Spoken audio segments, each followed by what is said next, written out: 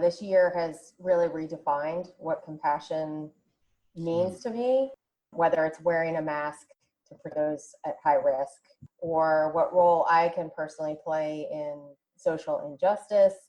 It really is all just coming back to compassion. Don't conduct your analysis in isolation, because data is so incredibly powerful. Not defending just the tribe, but defending the organization. Those creative people that you really want to keep empowered, keep excited, keep motivated, keep thinking. A good experience pays dividends down the line. Stereotypes tend to break down in proximity. Welcome to We're Only Human, a podcast about human resources, business, technology, and the workplace. My name is Ben Eubanks, your host, and I'm so glad you're here.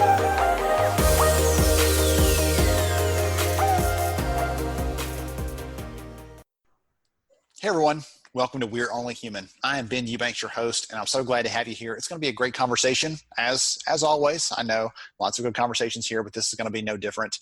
Actually, today I have Lesley Lyons with me. She's from PeopleStrategy, the team over there, and they were actually, I want to give her the hat tip here, one of our sponsors for the HR Summer School event that happened earlier this summer, back in June, supported thousands of people, made an amazing difference in the community, just really rocked the world of HR. And I want to say thank you here publicly for everybody, to you, Lesley, for being one of the sponsors. Appreciate you. Well, I have to thank you, Ben, for even letting us know about the event. It was absolutely phenomenal. It was more than I could have ever expected. I think it was for you as well. It blew me away. Yes, yeah. Absolutely. It was one of those things that you think you have a vision for what it could be, and then it turns out to be something more than that. And I was like, it's like one of your kids. You want them to grow up, and then suddenly it's like, whoa, slow down. Right. Or you go into something with these high expectations, and then you're disappointed. But this was like, I had no expectations. I had no idea what it was going to be like, and wow, it just blew me away. Awesome. Well, again, thank you for that. I appreciate you. I just dove into that and thanked you off the bat, but let's back up for a second and tell the audience who you are. So you take a second, tell us who you are, what you do. Sure. So I am the marketing director at PeopleStrategy. I have been with PeopleStrategy since early 2012, which is unbelievable how time has flown. And in that role, obviously, I do all things marketing. So helping set the strategy for how we're going to go to market, as well as how we're then going to tactically, approach that market and sell our solutions. Awesome. Wonderful. So you spend your time listening to, talking to, connecting to the HR community and the different facets of what you do. And one of the things that you and I were talking about is how this year has been unlike anything we've ever seen in our working lives. I'm curious, what are some of the things that you're seeing, you're hearing when you're talking to your customers, when you're connecting with the community? What are the things that you're kind of seeing out there? That's a great question. And yes, we are constantly engaged with the HR professionals as well as benefits professionals. And a lot of what I've noticed in engaging with either prospective clients or our clients is just how everyone has kind of had to just stop and almost reinvent themselves, whether that be through, making sure that you have all the support that you need for your workforce, or getting all of the tools in place for the new compliance regulations, just having to really stop and take a breath and say, okay, how do I now adjust to, what everyone was terming our new normal? I don't think there's anything normal about it personally, but really just seeing how, and within the community, the HR community, how everyone was relying on each other really for advice and direction and guidance on how to make all these shifts. And those shifts were just so rapid. We really never knew what was coming next. So much uncertainty, right? So having that network, I found to be very helpful, both personally and professionally. Just really being able to rely on others for guidance and support through all this change and uncertainty. One of the things that I thought is the very earliest days, we're going to talk about kind of the COVID chaos. One of the first things I thought of was when all of my speaking was canceled and all of the events that I had been planning to go to physically got shut down, thinking, well, goodness, I'm very much an introvert. So I just gotten myself geared up, steeled myself mentally for being out there and shaking hands and being with people and everything. And I was like, I'm going to have to do something else to make up for that, because suddenly that's not going to happen at all. So I started reaching out and tapping people, both friends that I've known for a long time, including those people that I was like, hey, we should catch up sometime. And we'd never just quite got around to it. Those people, I started spending time, a couple hours a day, talking to people all over the place. And I quickly realized after a day or two of that I was so energized and I was so thankful, and I was just hearing from other people's stories. But I realized for those people that aren't plugged in, like you were saying, the people that aren't connected, the people that aren't able to rely on each other because they haven't taken that time to build it up, I have no idea. I have no idea how they survived the early days. I'm hoping they've expanded that network since then, but I have no idea how they even, responded or reacted to that, because it would have been scary, I guess, scarier than even it was to not have people to rely on and support you. Well, and I think that goes even beyond our professional lives, right? In our personal lives, I have 2 teenage kids one who is a senior in high school, and to have your senior year just completely cut short and really the best times of that experience gone, I wasn't sure how she was going to handle it, but it was interesting to watch how in my personal life, how we all kind of adapted and figured out how to get through that, and it was not just relying on each other, but being really creative with how to keep connected with people. I mean, I think Zoom's really excited about how this all played out, being able to connect with people virtually. But yes, to your point, I'm not sure. And it is very concerning how people are going to get through as we continue to see it really not, unfortunately, dying down right now, keeping that level of connection so that we don't see even higher levels of stress and anxiety that I think we already have today. Yes. Well, that was one of the things I mentioned to you before we started recording, is right now, for those of you that don't love data and love all that nerdiness, then just cover your ears for a second. But one of the things I'm doing is a bigger analysis of about a dozen different studies that have come out in the last couple of months about what's happening, what's next. And you just talked about stress and emotional health, mental health. That is one of the things that we were all worried about what's happening, but we kind of settle in to some semblance of normalcy or whatever that looks like. And that's still a thing that hasn't been addressed in a lot of cases, because it was about how do we hurry up and get people back and productive and get them to work versus how do we make sure they have what they need. So that's one of the things that's absolutely going to be an issue. The collaboration piece and the innovation piece is another. Again, I'm sorry, I'll go down all those rabbit trails if you let me, but I agree with you. There's so many outcomes from this that we don't yet know. Right. That first level of them where we say, okay, we're going to respond immediately and do this. Yes, we've seen that sort of happen, but what's going to happen long term, we don't yet know. And some of the answers, some of the information that's out there is actually contradictory about what's next, what's going to happen. And so that's why I'm trying to dig into that and understand it. And the people I'm talking to are in the HR space, the practitioners, the HR leaders are trying to sort through all of that chaos too, to figure out how to make their decisions, not just for this week, which is its own challenge, but for next month and for the next quarter and for the next year and beyond that. So it's definitely an interesting and challenging kind of time. Yeah, agree, especially with so much uncertainty, right? And so much unknown. And that's why we're really trying to dig in and talk to our clients, our prospective clients, and truly understand what their current business challenges are, and also what the challenges are for their employees, so that we can come up with solutions that support them. And that could be anything from wellness programs to making sure that our technology platform supports the compliance requirements. But it's just really taking the time to talk to people and understand how this has impacted their business and being part of a solution. So let's talk for a second about the people side of this. One of the things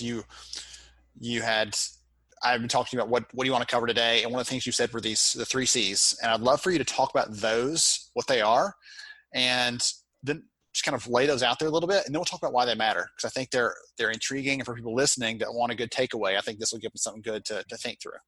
Yeah, so I think when we were first talking about the, podcast and what kind of we wanted to talk about, what sprung to mind for me over the last, what are we now in July? So 7 months, connection, collaboration, and compassion have for me been really the saving grace to get through this year, which has just been one thing after another. They were just, for me personally, very important and helped me. And I thought it might be something that, a bigger group would also understand and feel the same way. I heard someone the other day say these last 2 months have been the longest 10 years of my life. Which is how it feels, right. For some of us. So I love that, though. Connection, collaboration, compassion.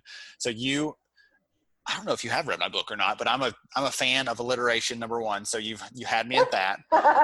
But those are strangely reminiscent of the human skills of work that I talk about in the book that are going to matter more. Again, when I wrote it in the future, we are now in the future, and they seem very, very pertinent. But things like compassion, things like collaboration, being able to interact and work with and support other people, being supported by other people, showing compassion, caring about them. So let's talk through each of those a little bit, if you don't mind. I didn't know if you prepared examples for those or not, but we'll kick them back and forth. We talked about the connection one already, I think. Having connections both personally and professionally. Yes, and I think it's kind of ironic that it took a quarantine for, I think, all of us to realize the importance of connecting with people, with one another. Again, I know I've already said this before, but just stopping and taking a breath and kind of going back to the whole purpose of why we're here is each other, and being reminded about what it is to be human and to embrace humanity and support humanity. So I think we've been reminded of that over and over again so far this year. Yes, absolutely. Never more important. And some of all these data points kind of bounce around my head. I try to make sense of things in terms of numbers and data. And that's actually one of the challenges with this is it's a very human problem, a very human issue. And it's not like you can say, if you just make have 3 calls with new people this week, that'll solve this problem for you. You'll be connected. You'll check that box, because it's not that simple and it's not that formulaic for people. But I think that's not a bad place to start. I talked to someone again a week or 2 ago. I haven't talked to her in a long time. She and I, had spoken to a couple events together. We were just kind of long distance friends, and she had moved. I was like, "Hey, tell me about your move." And we found out, of all things, that we both love reading fantasy. And so she was giving me some recommendations on books. I'm giving her some recommendations on books. And I'm like, we didn't talk anything at all about HR, talent, work, the research, which I love. We didn't talk about any of those things. But at the end of that call, this is the best conversation I had all day long, because it was just fun and very, very personal, very human. Right. So.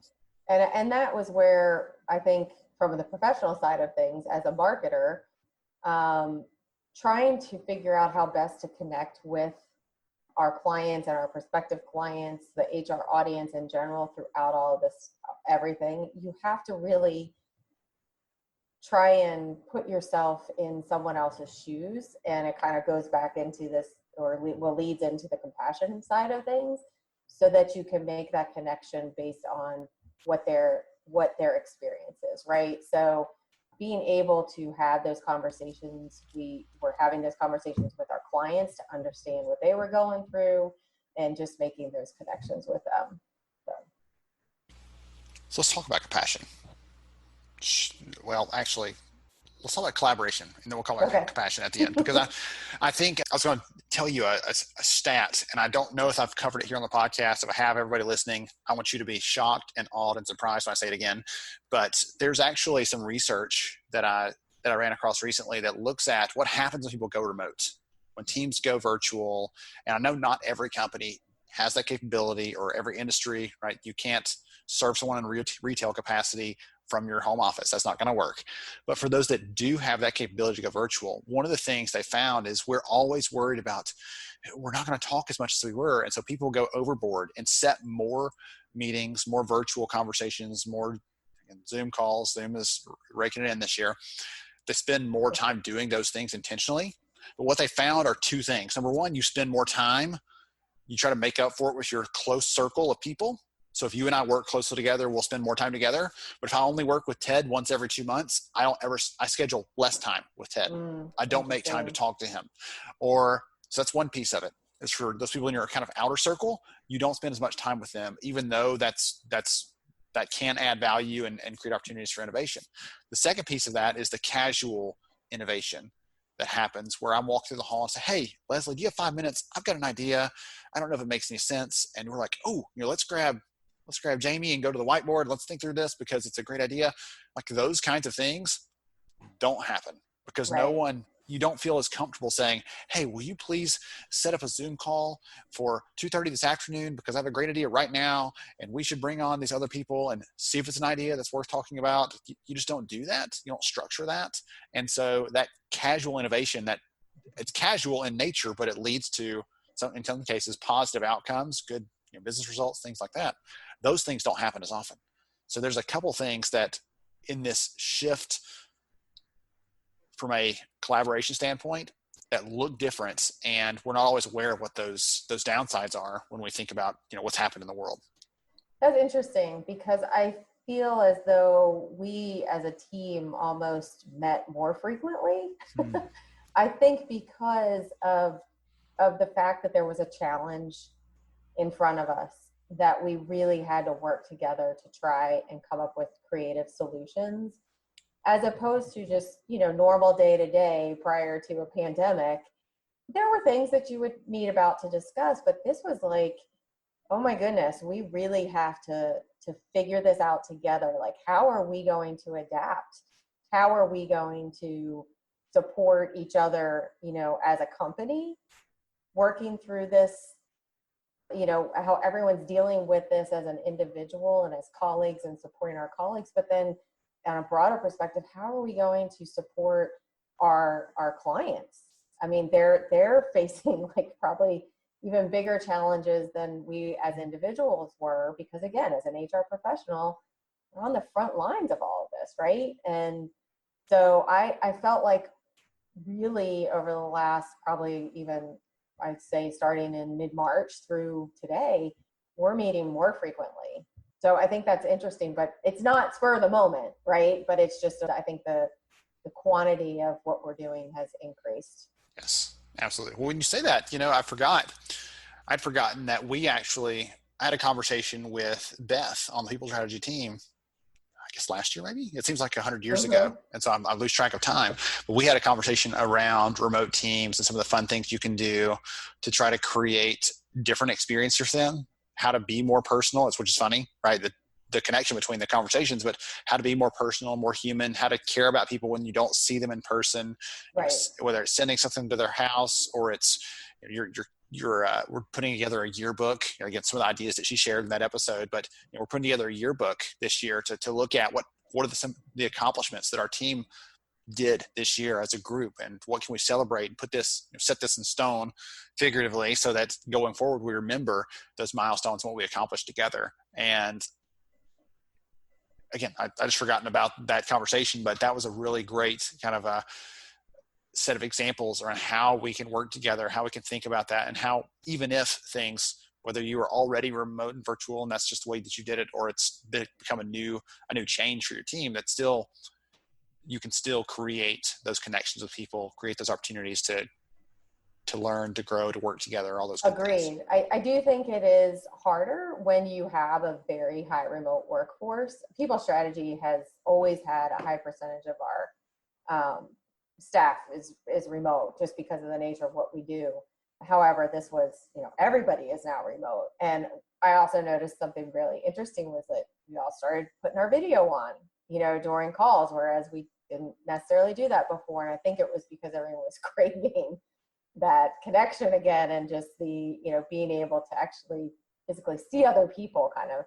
But I also think that we've seen this outside of work as well, right? Within our schools and physically, people who were used to working out regularly, like my gym's been closed. So all of a sudden you have to all be working together to come up with creative solutions. Are we going to, school-wise, how are they going to go to digital learning, and how are they going to be able to still provide that social interaction for kids? So we are seeing, I think, inside the workplace and outside the workplace, a lot more collaborative effort as a result of everything that's going on. Yes, for sure. So I looked that up really quick. Episode 64. I'll make sure and get them in the show notes.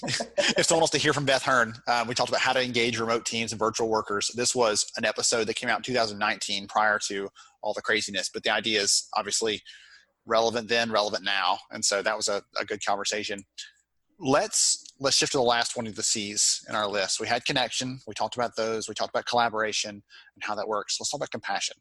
So I'll let you talk with this one first. I'll let you lead with this one because I jumped in the last time. I'll let you lead with this in a little bit, and then we'll kick it around. Sure. I think for me, this year has really redefined what compassion means to me. I don't know that I think it's more just become more front and center for me, the need to have compassion for others, whether it's wearing a mask to protect, those at high risk when I'm going into a store, or what role I can personally play in social injustice. It really is all just coming back to compassion.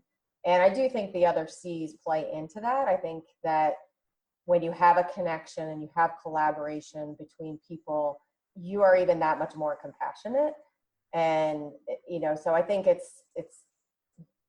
don't think you can have one without the other personally. That's just me. I think they all work together. And I think with all three of those, you can accomplish great things. A couple of ways in which PeopleStrategy demonstrated their compassion with respect to the COVID was that we put together what we call the Cancel COVID Challenge. It's a great idea from our Director of Benefits, Elsa Glorioso, who you've also spoken to, where we had PeopleStrategy branded hand sanitizer that we'd ordered for a trade show where we were going to exhibit. Obviously, that trade show was canceled because it was supposed to be held in mid-April. And Elsa was like, why don't we, you put those to good use. Employees can put together care packages, include the sanitizer, bottles of water, other little snacks, and give them to essential workers. It was just, it was so great to see how everyone came together and showed their compassion in that way. We had some great stories from clients of what they did during the COVID pandemic when we were all quarantined. And it was just great stories, right? It's just again, going back to that word humanity and examples of how we're all here to support one another.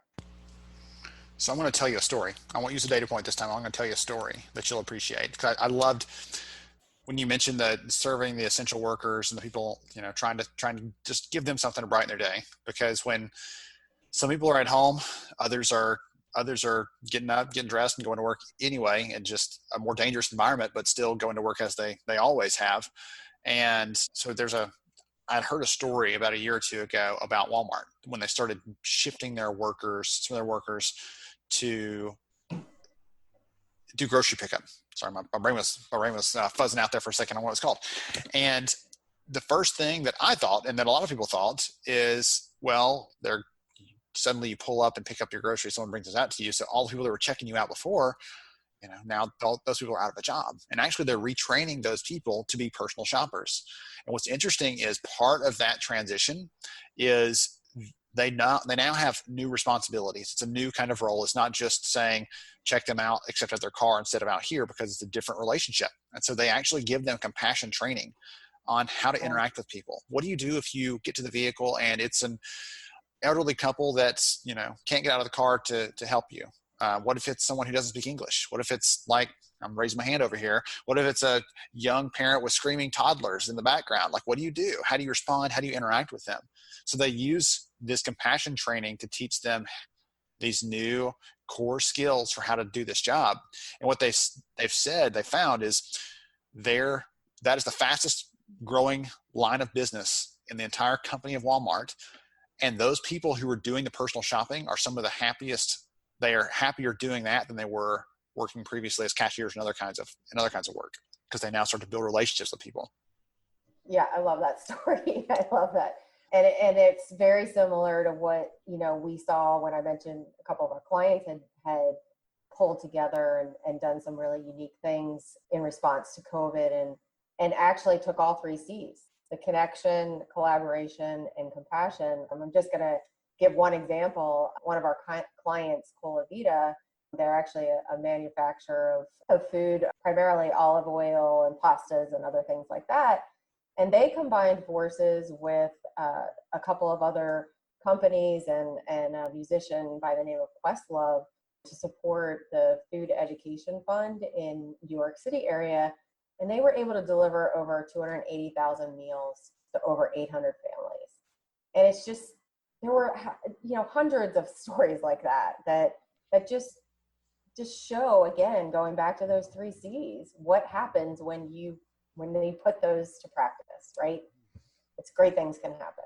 Yes. There's plenty of negative. You don't have to look hard to find that, but I have really been heartened by those kinds of stories. There's no shortage of kindness and goodness and charity and grace for the people around us this year, but right. In the last couple of months, especially. And that's been, I want to be careful to use the word fun, right? It's been fun to see those things coming out of something that's so negative, to see people looking for ways to support each other, looking for ways to help each other. And that's a tremendous story. I love hearing that. Yeah, and I know we've talked a lot about COVID, but obviously all this is so applicable to everything that's going on in our world right now with Black Lives Matter and the fight against social injustice and anti-racism. And again, that all comes back to connection, for me anyway, connection and collaboration and compassion. And to your point, I am choosing to focus on the positive stories and posts and things that I see happening in that area, because again, yes, there is a lot of negative, but it's so exciting and motivating to see what's happening, the positive things that are happening on that front. Yes. It's one of those, it feels like that conversation has been bubbling under the surface, and all the recent events and the current events have pushed it into the forefront. And it's like there's a big population of people saying, finally, right? We've been trying to get this we've been trying to get this on the docket. We're trying to make people understand. We've been trying to get people interested in this. And suddenly now it's something that no one can ignore. And that's creating a lot of good conversations, a lot of good, even if it's uncomfortable. You and I, again, shared this kind of perspective. Even if it's uncomfortable, conversation is still progress. Let's whatever it takes to make some progress there, even if it doesn't feel good in the moment. That's still progress when you keep pushing for that. I agree, and I'm actually very proud of my company for wanting to make sure that we had an action plan in place before issuing any kind of a statement. And so that's where we have been connecting, collaborating, and showing our compassion. A team of us are working together to put that action plan together. And it's a phenomenal experience. It's, again, that 3 C's just mean a lot to me, as you can tell. I'm growing as a human and learning so much from connecting with people and learning how to be more compassionate professionally and personally. Wonderful. I love that. So if someone has enjoyed hearing from you, has enjoyed hearing your insights, I'm going to go ahead and make that foregone conclusion. They have enjoyed hearing from you. What's the best way for them to reach out to you? Because I know, actually, I want to step on your toes.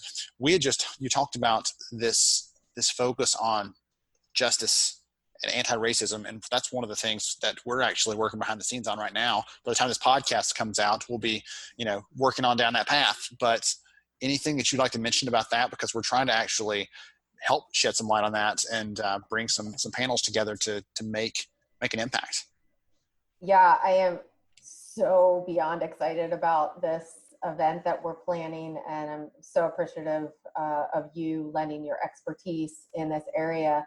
We're putting together an Antiracism Forum targeting HR professionals and business leaders to try and provide a forum through which we can have very open, honest, and uncomfortable conversations about anti-racism, going beyond diversity and inclusion, and understanding what that means so that, we can help companies build those cultures that are really supporting an anti-racist culture as opposed to just diversity and inclusion.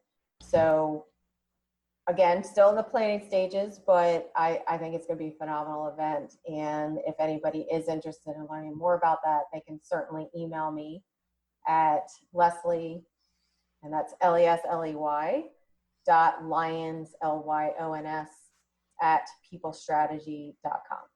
Awesome.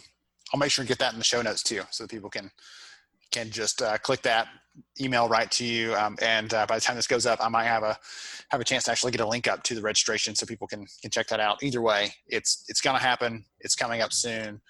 Don't miss this, because it's going to be a great opportunity to dive deep in that area. We're going to have tons of subject matter experts in there to talk about all kinds of pieces of this, from the things we expect, inclusive hiring, things like that, through to microaggressions, through to how to grow diverse leaders inside the organization so that they are in positions where they can influence what happens next. So we're going to try to make sure we cover a lot of those key areas where businesses can make improvements there. And like you said, it's not just about diversity. You ask any leader, yes, I'm pro-diversity. That's easy to say.